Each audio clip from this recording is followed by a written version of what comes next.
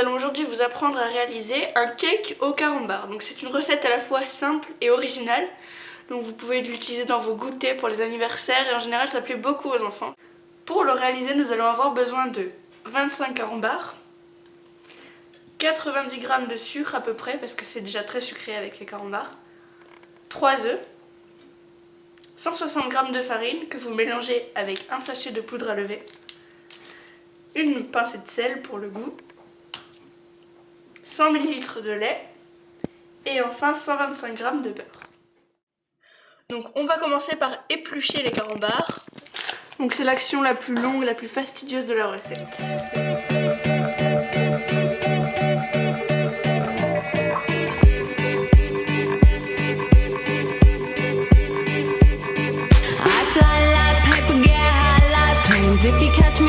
Donc une fois que vos carambars sont prêts, vous les mettez dans une casserole. Voilà. Vous ajoutez ensuite le lait, donc en entier. Et donc vous mettez les petits dés de beurre coupés soigneusement à l'avance. Voilà. Vous allumez ensuite le gaz. Assez fort au début, puis vous réduirez quand ce sera bien fondu. Tout au long de la cuisson, vous remuez avec une petite spatule en bois, de manière à ce que ça n'attache pas dans le fond de la casserole. Donc si ça vous paraît bizarre, c'est normal, ne vous inquiétez pas. En tout cas, ça finira par être très bon. Donc vous continuez toujours à mélanger, ce qui est très important. Il ne faut surtout pas que ça attache dans le fond de la poêle. Donc les carambars commencent à s'agglutiner, là vous voyez, et ils vont finir par fondre petit à petit avec la chaleur, tout ça. Le beurre aussi commence à fondre. Donc vous baissez le feu, on voit bien que ça commence à bouillir, et là ça commence à devenir homogène. Les carambars fondent petit à petit, on a un mélange bien lisse. Donc là ça bout vraiment fort et tout le carambar s'est dilué dans le lait. Nous avons un mélange bien homogène, on peut retirer du feu pour continuer la pâte.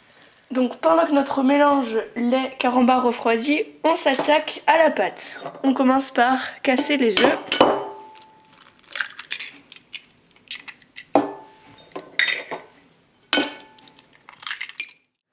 Puis on leur ajoute le sucre.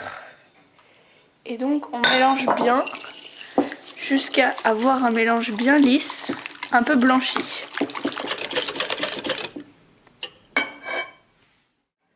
Donc pour permettre au gâteau de bien gonfler pendant la cuisson, on mélange directement la levure à la farine.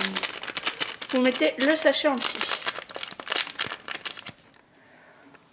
On incorpore petit à petit la farine.